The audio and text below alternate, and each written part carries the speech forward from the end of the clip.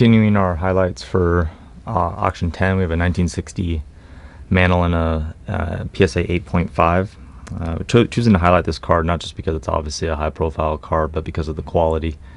This is a recipient of our premium quality designation, which for us in our statistical analysis says that this is in the top 15% or more of other 1960 Mantles of similar condition.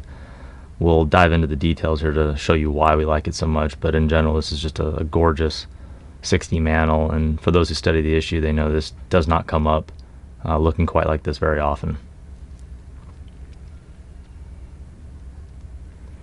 Okay, let's go ahead and take a look at the corners here. Again, 8.5, so it's not it's not a 10, but I think we'll show you here the overall condition is pretty exceptional. This would not be questioned in a 9.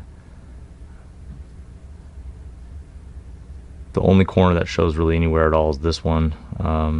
The subtle little tick. There's also a little spot here of oxidation. This is really the only two flaws, if you want to call it that, on the entire card.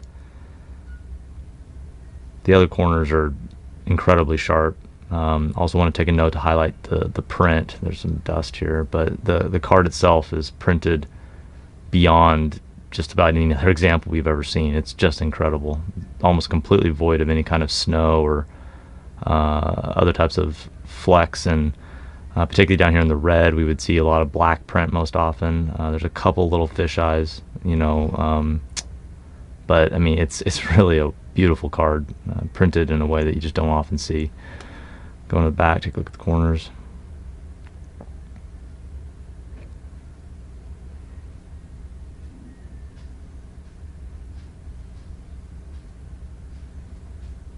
Back's as clean as the front, as you might expect.